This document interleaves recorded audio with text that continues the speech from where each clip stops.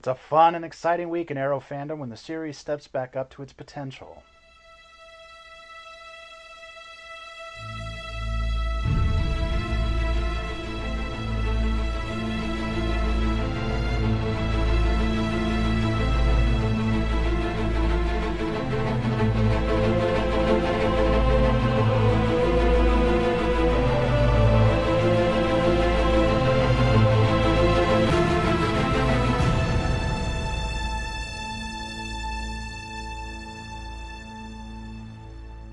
Hello, Arrowheads!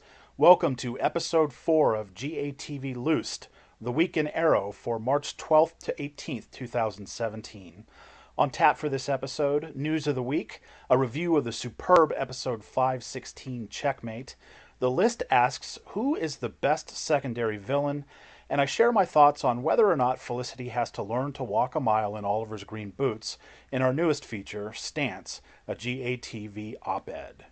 I'm your host, Matt Tucker, editor and senior writer at GreenArrowTV. Shoes off at the door, beers are in the fridge, and snacks are on the table behind the couch. Pulling myself away from my 10-hour preview of Mass Effect Andromeda and finishing up Marvel's Iron Fist on Netflix, I wanted to take a moment to thank everyone for listening to last week's episode when there wasn't a TV episode to talk about. It was an opportunity to share the top 5 Diggle-centric episodes.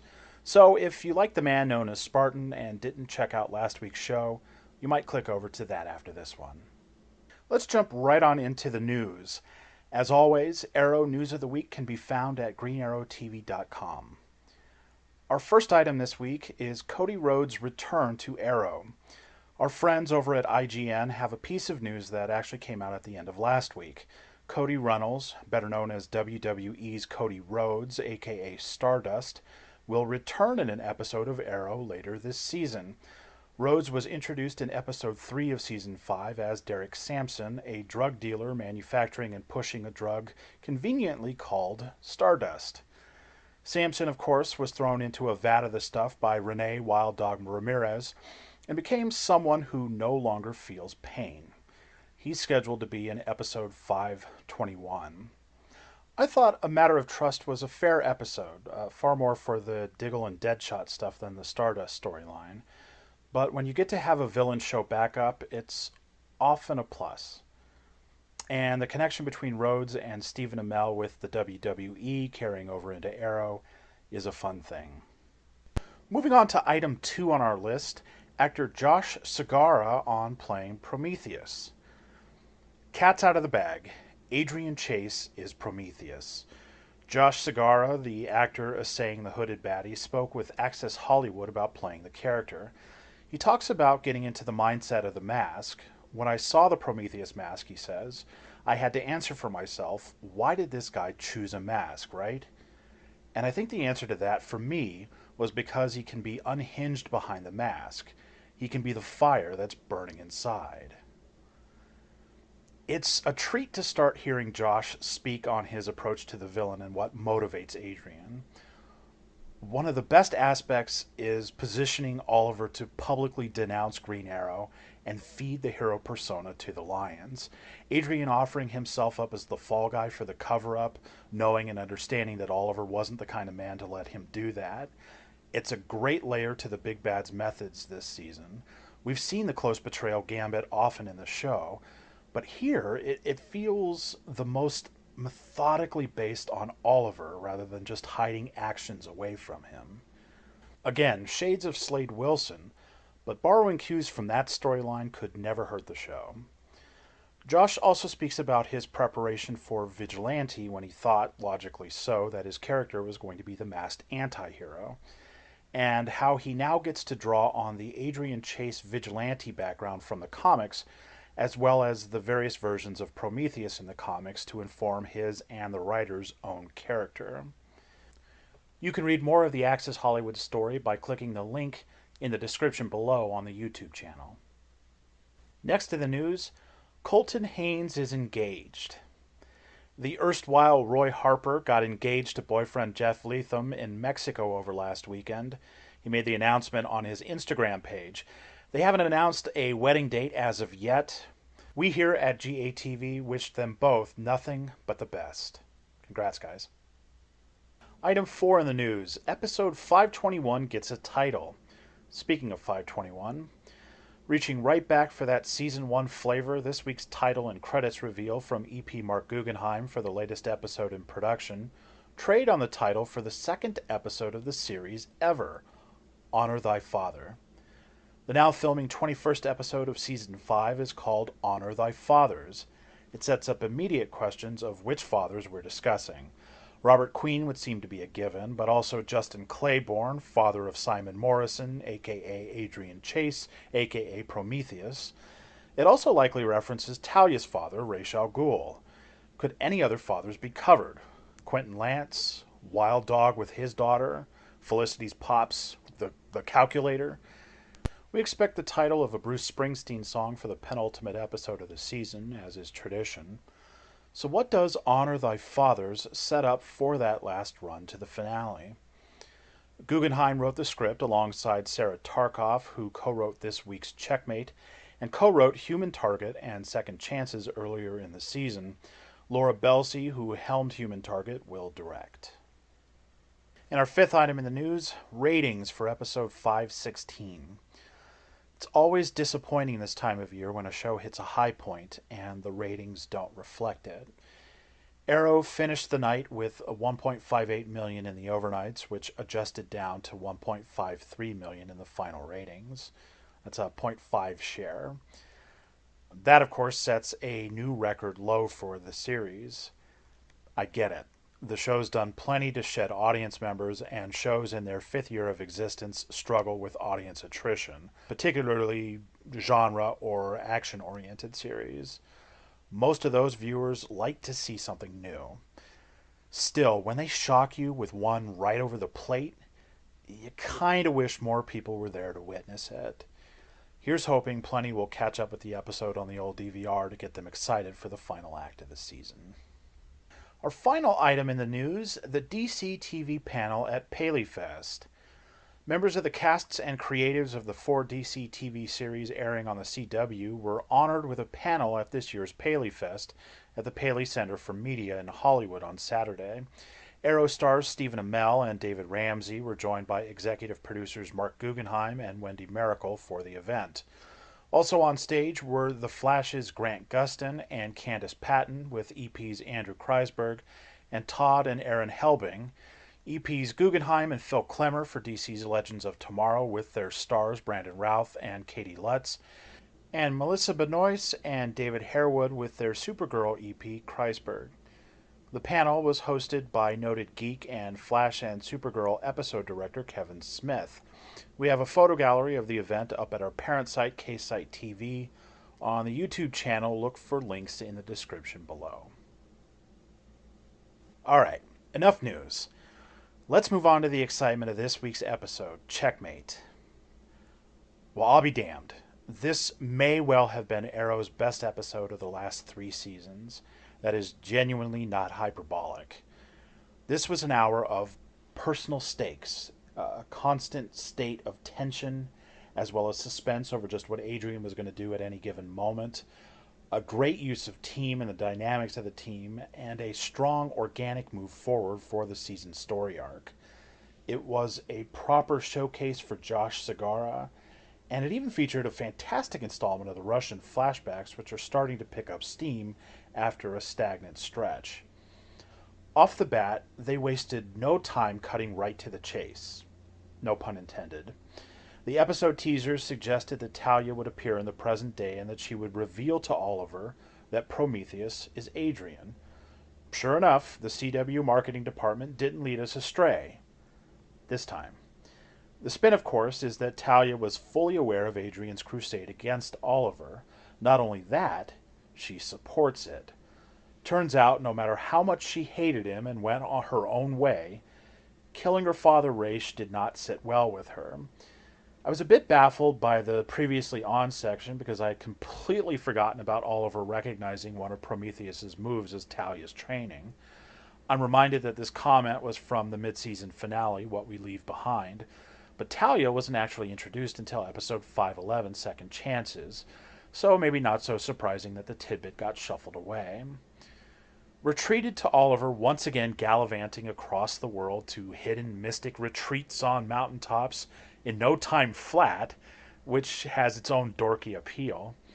I gather some thought this was a bit too reminiscent of The Dark Knight Rises for them, but I'd say it's fair game considering they'd have to address the Al Ghul of it all if they were going to bring Talia into the present.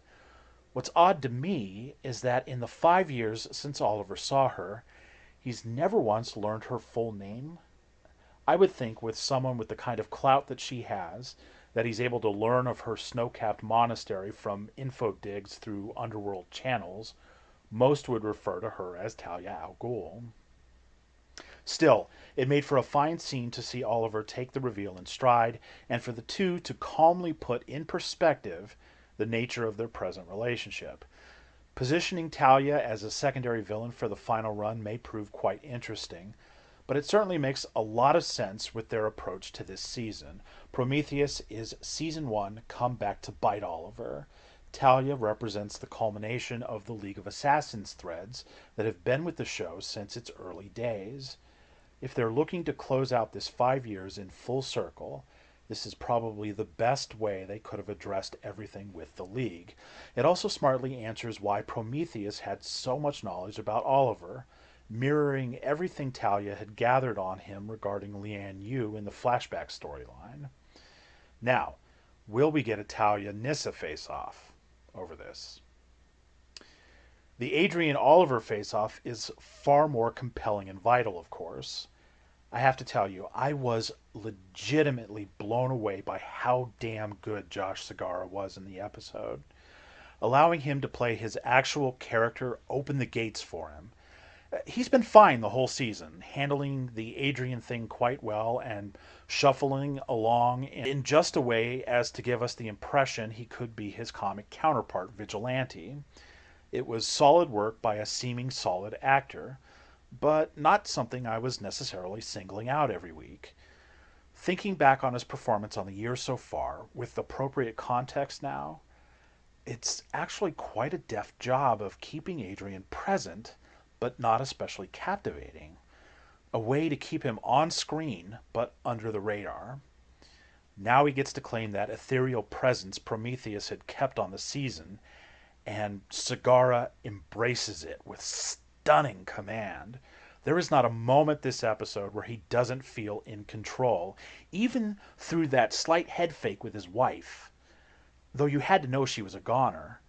I can admit, I was yelling at Oliver and Diggle on the screen that Mrs. Chase was dead. There was no way he was going to allow her to live, and sure enough, I'm really looking forward to these two facing off with each other, Amel and Segarra, without the distractions of others, or even the distraction of a physical fight. The amount of tension that they set up in the episode was masterful, and the number of scenes where they had characters fully aware of each other, face to face, gritting teeth, but unable to do anything drastic, was an absolute joy. In particular, the scene with Quentin and Renee facing off against Chase in City Hall stands out. How he goads Renee by telling him he has to do his city job was the kind of work that leaves the audience seething right along with the characters. The same with Oliver and Chase at the hospital in Pike's room, though Oliver did get a jacket lapel sandwich with his fists. Coincidentally, I had viewed a commentary on the differences between tension and suspense the day before, and this hour was a great use case. Tension was defined as a general or diffuse state of anticipation, whereas suspense is the specific anticipation of two outcomes clearly in opposition with each other. The tension was the general state of fear, despair, and loss of control throughout the episode, while suspense filled moments like whether Quentin and Renee were going to snap on Adrian, or the press conference where Oliver issues the arrest order on Green Arrow with Adrian priming the scene, or even Felicity having to make a decision about whether or not to help Helix to get that info for Team Arrow. An episode where the characters live in the stakes, almost pinned by them, in almost every scene, every breath, is the show at its best. And this hour did a damn good job of that. Even the flashbacks had purpose, drive, stakes, and tremendous momentum. The beat where Anatole enters the room and Oliver turns to him in the hood outfit was priceless, countermatched perfectly by Anatole's Robin Hood bon mot. It was a smart decision to balance Oliver's turning darker with Anatole's funny asides, providing the right notes of levity for what was going on in the past, as well as to break up the breathless quality of the present storyline. After seeing the grim and vicious Anatole for so long, it was nice to get some of the jocular version we've known and loved for years back. Questioning what Oliver was doing with his voice was a good chuckle. Filming in an ice rink felt like a first for Arrow, and the shift in location was quite noticeable. There was an open-air quality to the setting that made what was essentially a massacre of Gregor's men feel almost documentary-like. It was an interesting texture and a big step forward in the past. We also got some forward thrust on the Helix camp, which turns out to be something even more odd than potentially thought. With the meet between Elena and Felicity to hand over Pandora a few episodes back, you could picture a network of hackers more akin to what they tend to be in real life. A cadre of computer geniuses in different parts of the country or the world who delve into 72-hour coding binges on their lonesome and then trade code back and forth over their own networks. Instead, we got the equivalent of 24 CTU crossed with the Funderland that Shredder and the Foot set up for all those kid thieves in the first live-action Teenage Mutant Ninja Turtles movie from 1990. There was a moment when Felicity runs back to Helix to try to find Oliver, where she's shoved into a small corner of a long folding table while the Helix machine hustles and bustles around her, that felt like she was in a poorly funded student library on a rinky-dink, underfunded community college. It reminded me of watching something from peak season Red Dwarf in its quality. In any case, Felicity's forced into a quid pro quo situation. With them already having her hack DHS drones, I can't imagine what they'll ask her to do will escalate to. The Helix storyline still seems a bit unsure. It offers some strong story possibilities for Felicity, but I'm not entirely sold that it isn't a distraction right now. What they ask her to do in order to search for Oliver is really going to help define whether this is worth investing in or not. That question, though, does play well in the rest of the tone and feel of the episode, so it worked in that regard. Checkmate is a return to form for Arrow, where for the first 3 seasons around episodes 14 to 16 they pulled out a whopper of an hour that helped to galvanize the season story. Beyond that, this was the kind of episode that had all of us raving about the show for so long. It's nice to be reminded in exemplary fashion why we have invested in this story for 5 years. More important, it's a beautiful setup for the last act of the season, which thankfully seems to be more about this personal challenge for Oliver than yet another clock watch on a grand terrorist scheme to strike Star City. So what did you think of Checkmate? Did you enjoy it as much as I did? Let me know in the comments on the article at GreenArrowTV.com, in the GATV forum at the KSI TV forums, or in comments on YouTube. All right, kids, hold your pages up to the firelight. It's time for the list.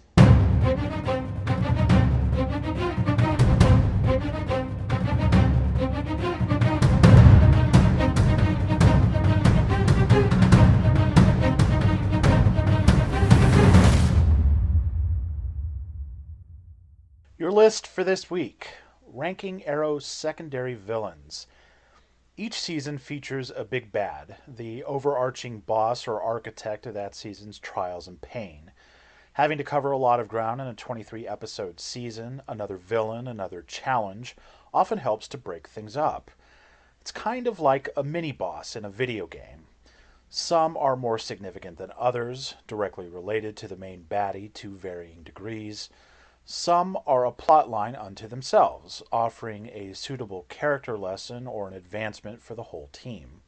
Some are effective, some maybe a little less than. The question is, who is the best secondary villain of the series to date? It's funny because I had picked out this question prior to seeing this week's episode. I had no clue that it would be as relevant as it is to the hour. I was tempted to consider both China White and Deadshot, but they are both recurring presences rather than definitive mini-bosses on a season. Malcolm Merlyn falls somewhat into that mold too, though having been a big bad and playing a larger part in the Arrowverse as a whole takes him off the board. Talia Al Ghul and Amanda Waller both exist in a far more complex category as well.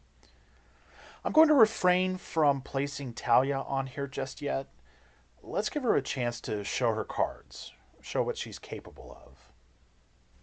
Okay, let's get into these.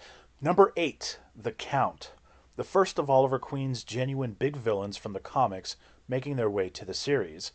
He suffers in translation when the series was still finding itself and holding firm to that mantra of being grounded and not incorporating superpowers. The Count never quite gelled, with a game Seth Gable unsure of what to do with the character. The Heath Ledger Joker influence was a bit too strong, and Gable was hampered by a storyline that saw the Count's brain fried by his own drug. He returned the next season with an outing that showed a bit of promise, but that was quickly dashed when the Arrow killed him off. He wasn't really connected to Malcolm Merlyn's undertaking in any way, so he's the most tangential of these villains. Number 7, Masao Yamashiro. Masao was once Oliver's friend and compatriot, driven together by Amanda Waller's often slapdash Argus effort in Hong Kong to stop the use of a deadly biotoxin. Giving them a connection and having Masao be a reluctant contributor to Ra's al Ghul's plots against his friend was an interesting and different turn. Still, Masao was a constant thorn in Oliver's side, frequently besmirching his hero's name throughout the year, to the point that Roy Harper publicly came forward as the Arrow and faked his death to free Oliver from what Masao and Ra's had done. The dynamic didn't fully soar, as the League of Assassins storyline was a bit underwhelming, and the Hong Kong flashbacks were more than a bit of a bore. Yet the moment the Yamashiros, and Oliver, lose their son Akio was heartbreaking, and the scene where Tatsu has to fight and kill her former husband was one of the more touching moments of Season 3. Number 6. Lonnie Machin, Anarchy. As a fan of the comic character, I was really looking forward to a live-action adaptation of Anarchy. It's safe to say that I'm still looking forward to a live-action adaptation of Anarchy someday. This is not what I'd had in mind. Machin offered some interesting moments, and setting him against Damien Darhk at one point was a compelling choice. They just didn't manage to get much mileage out of him, and after such a stark introduction, he never really rose to his potential. Facing Machin off against Thea was an unexpected pairing. For Thea's sake, you kind of wish they had given more to that particular plot. Having Thea give de facto birth to his more sinister alter ego after charring him crispy in one of her bloodlust interludes was quite grim. It was rife for strong exploration, but they sidelined both characters too often the rest of the season. The mommy thing was a bit too much, though. And the occluded clear mask was a disappointing adaptation of the golden Guy Fawkes-akin mask of his four-color inspiration. He ranks higher on this list because of his villainy and his potential. Number 5. Tobias Church. Church was a return to Season 1 style street-level villains that was both welcome and refreshing. A guy who had gone around and started cobbling together a unified crime front from the remnants of the Triads, the Bertinelli family, and even Hive. There was nothing supernatural or exceptional about him, save for his charm, confidence, and his tactical ability. Church was a badass who didn't need anything more than his control. He effectively had Green Arrow running around in circles for months, to the point that Oliver had to reach out and build a new team just to compete. It's really Prometheus who proved to be the strongest objection to the man. Church presented an honest challenge to Oliver again, as well as to the new recruits, particularly to Renee, who took a hell of a beating when captured. That made his quick murder at the hands of Prometheus all the more surprising. Number 4. Sebastian Blood, Brother Blood. A man with severe trauma and mental illness that manifested itself in aggression and violence, Sebastian Blood had the city fooled. Elected as an alderman on the city council for the Glades, he used the tragedy of the undertaking to rile up the city against companies like Queen Consolidated and make a run for governor. Publicly, he was a charismatic leader unafraid to challenge the existing power norms, rallying disenfranchised citizens to his cause like a man of the people. Sound familiar? Secretly, he led a clandestine cult known as the Church of Blood, occasionally donning a skull mask as the devil with his acolyte Cyrus Gold to met out the church's justice. But Slade Wilson secretly manipulated him into supplying men as soldiers for the Mirakuru drug. Though Moira Queen inexplicably won the election as mayor, Blood was given the position after Wilson ran Moira through with a sword. It was all a ruse, though. While Blood had been convinced Wilson was working with him to moderately damage Starling City, to rebuild it as he and the church had envisioned, Wilson used the effort to actually attempt to destroy the city in his attempt to ruin everything Oliver Queen loved. After discovering the truth, Blood turned sides, giving a cure for the Mirakuru to Team Arrow, which cost him his life at the hands and swords of Wilson's lieutenant. More on her in a moment. All right, here we go. Top 3. Number 3, Danny Brickwell. Brick. Danny Brickwell is a bit of an odd case. He didn't really play into Raish's master plan for the city, but he certainly was indicative of the world of Starling City that Al Ghul sought to remove. He did prove a hell of a challenge to the Oliver-less Team Arrow. Doing the Tobias Church thing 2 seasons prior, Brick broke into police mainframe files to erase evidence on a majority of the criminals held in jail to get them released. Specifically, a number of the criminals that Team Arrow had taken down over their time on the streets. Forming his own mob, Brick sought to take over the Glades as his own before Team Arrow, with a last-minute assist by Oliver, rallied the citizens to fight against the mob. He was so much of a physical challenge that Damien Dark and his ghosts broke Brick out of Iron Heights Penitentiary to join Hive's mission to set up Genesis. On top of all of that, Brick is actually the man who killed Malcolm Merlin's wife, Tommy Merlin's mother, Rebecca. For all intents and purposes, Brick kicked off the undertaking. Number 2, Isabel Roukov, Ravager.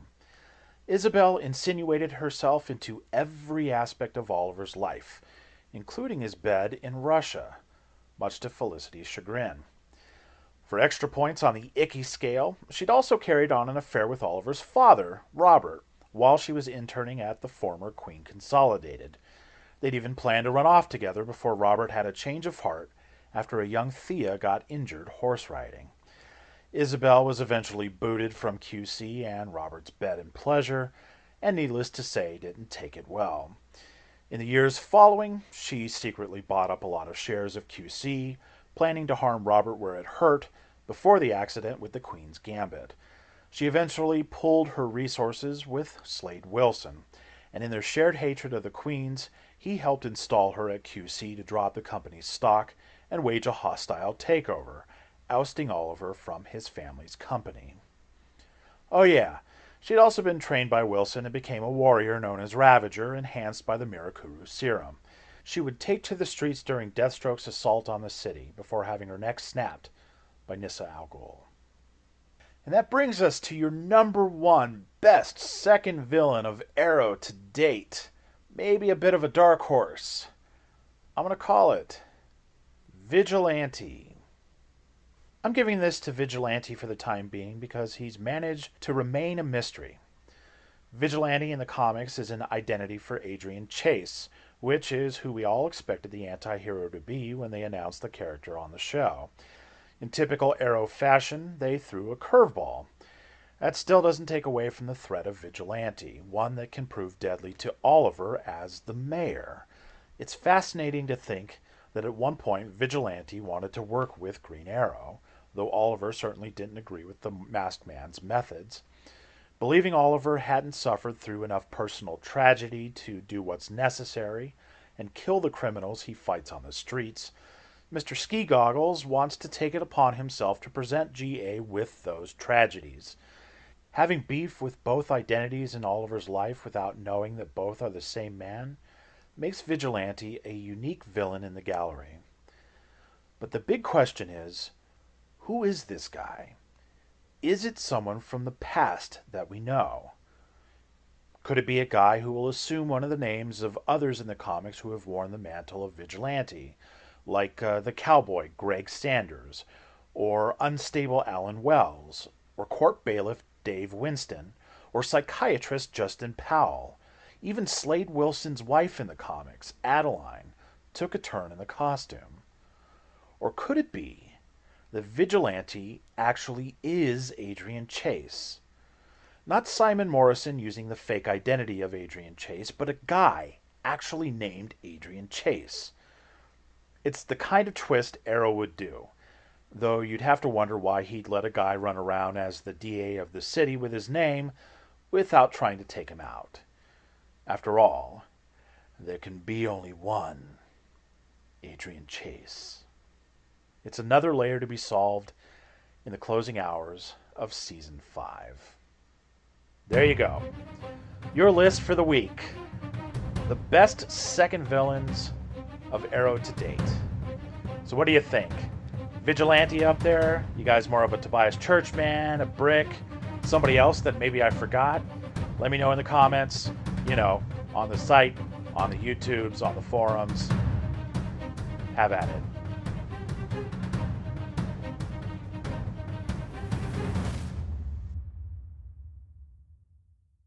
We're going to close out this episode with a new segment called Stance, a GATV op-ed. For this first edition of the op-ed, I was going to share my thoughts on Dinah Drake as Black Canary. We'll save that for another time. On Friday, the latest Spoiler Room column dropped over at Entertainment Weekly, and a question about Felicity's storyline with Helix was asked and answered that felt a bit worrisome. Showrunner Mark Guggenheim offered that the Helix storyline was a chance to put Felicity in Oliver's shoes and maybe come out with a better understanding of her ex. Not an entirely unreasonable proposition. Yet Guggenheim added that the reason Felicity and Oliver broke up was because she couldn't trust him, and that seeing things from his perspective might change her own mind on why she didn't trust him. The intimation here being that it wasn't Oliver's lies and secrecy that forced a wedge between them, but rather Felicity's inability to understand his rationale for the lies and secrecy that led to the romantic relationship falling apart. The comment wasn't received well, and I would submit, rightly so. Look, it goes without saying that I'm not a fan of the Felicity pairing. I like them as friends, as confidants, as partners in the crime-fighting venture. The romantic entanglements rarely ever felt genuine to me, and I prefer that they've moved on from it, even if it is just for the time being. We've also mentioned frequently at GATV that one of the reasons we didn't care for the relationship was because it drew away from the characters rather than added to them. Felicity is famous in Season 3 for having become primarily about winning Oliver as a mate and seeming to lose herself in the process, something that never quite washed with the character they had created. At the same time, it often felt like they used her as a crutch in the writing to quickly get them out of various technical jams. The balance of her character felt off, and they've done fairly well the last couple of seasons finding that again. Season 5 in particular. It's disappointing then that those running the writer's room would seem to feel, by the comment, that it was Felicity who was at fault in the love connection going sour. It's quite disingenuous to the character to lay the blame of Oliver's own actions at her feet. There are always two sides to any breakup. Both people contribute to a relationship ending. To mitigate someone's negative actions toward their lover by saying it was the lover's fault for not getting the why of those actions is an ugly approach. Oliver has frequently made poor choices, often thinking he's choosing them for the right reasons.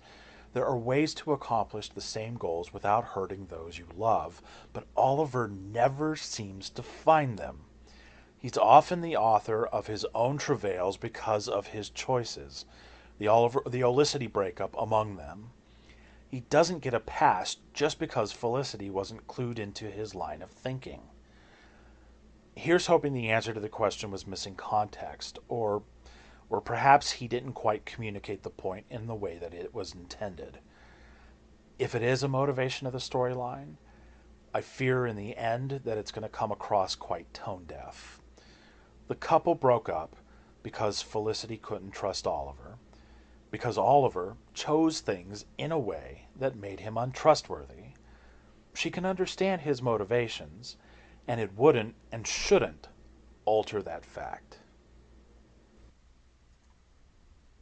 Okay, gang, that's a wrap on this week's episode of GATV Loosed. Thanks again for joining. Links to the various stories discussed are in the episode article posted on GreenArrowTV.com, as well as in the video description on YouTube. Like, comment, subscribe, share your thoughts in the various spots. I'm headed back to Andromeda to take on some more Ket, and I will catch up with you next week. Peas and carrots.